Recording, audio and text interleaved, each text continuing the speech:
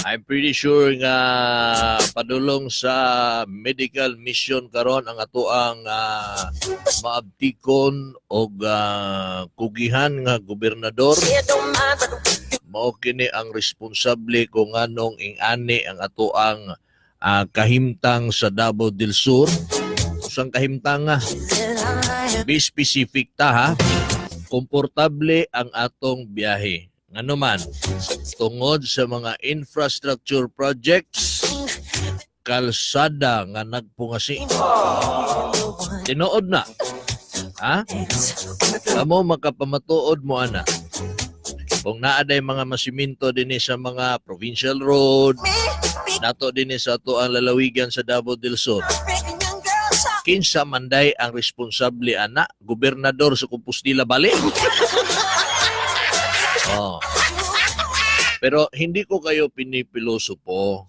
Pinipilosopo ko lang yung mga pilosopo ding mga galit sa administrasyon. Ano po? Pero ang atong mga kaigsunan sa Davao del Sur, alam na natin yan.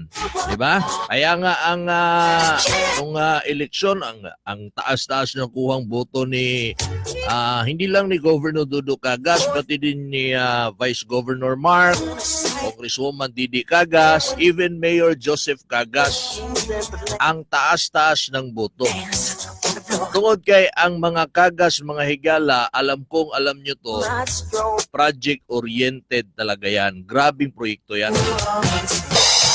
Busa ka na nga itong mga silingan diya sa village sa Tiguman na masiminto kita diya kadugayan yun, ha? Na, mayong buntag usab sa ito ang Vice Gobernador, Vice Gov Mark Cagas. Sir, advance Merry Christmas. Kauban sa imong pamilya. Good morning. Sa atong pugihan na kongresista, project-oriented yapon Congresswoman Didi Cagas. At the same time, siya ang miyembro sa Commission on Appointment. Mao na sige atake atong Encantada. Oh. Karon, wa na gyud samot na gyud kasina ang Encantada. Sige ni atakihon sa Congresswoman Didi Cagas. Nahimo man noong miyembro sa Commission on Appointment dito sa Senate. Basta kay ang kilay sa Encantada nag-abot. Talinis kinto mo'y baga kay tunga, nag-abot. Luoyag dangatan, ay, yan ni Dagag board member, ito pagkapildiha. Layo pa kay siyagbiya ni Colonel Samuel Lakay Gadingan. Oh, pildi lang gani hinoon siguro, pildi lang po hinoon si Samuel. Oh, pero at least, first time niya to. Ang Encantada, ginang balik-balik. Sige manggog batiko sa mga Cagas god tanawa. Maingon pa siya nga ang iya daw kontra mga Cagas dili ang mga supporters sa mga Cagas pwede jay na. Saka ang kagyamar. Oh.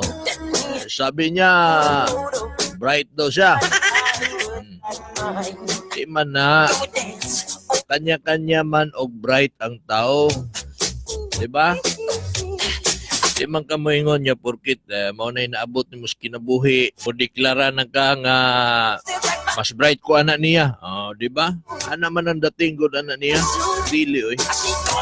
Doon ay mga butang posible ang uban wa masayod o wa kahibalo sa imong nabalaan o katong mga tao nga wa nasayod sa imong nabalaan doon na po sila yung mga abilidad niya. Ikaw po di ka mao.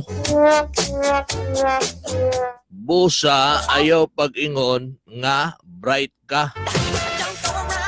Mura na nato ni siya giatake. Wala ko siya giatake. Ako lang siyang gipahimangnoan.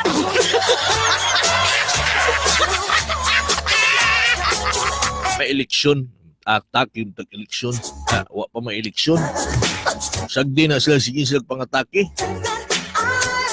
Damor sila sa pangatake, damor sa pilde. Ngano man, atakihon ni mo ang tao nga nay nahimo. Kasi bation sa mga makadungog anak nila. Halimbawa, atakihon las Kagas. Tanan, Kagas atakihon. Apil Joseph Kagas atakihon nila. Yung paborito kaila Dumadi. Pag atakihon la na, makadungog, giatake lagi ng ang Dumadi nga, mao man ni naghatag na mog livelihood, panginabuhian mo nang naami adlaw-adlaw nga income, pati ako mga silingan naka-avail unya ilang giatake. O sa may bation karon, mga nakadungog, hala nga nung giatake man na niya. Nga, si Kagas may nagpasiminto na imong dalan. Oh.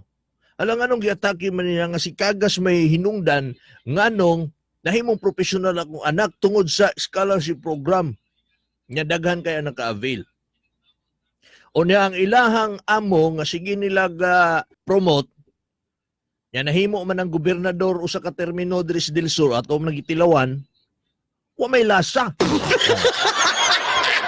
Si Kagas man atakihon nga kadaghag nahimong maayo ana diri sa Del Sur. O say bation sa makadungog nila. Masuko gyud. Yanig masuko mubutar ba na nila? Adili. Mo na hinungdan usa sa mga hinungdan kung anong inig eleksyon, mabiyaan yun silang putos. Kumbaga, sa laktod na pagkasulti, nakatabang sa amo, nakatabang sa mga Kagas, kanang inyong pagpangdaot. Nakatabang na. Busa, salamat kay ni anak.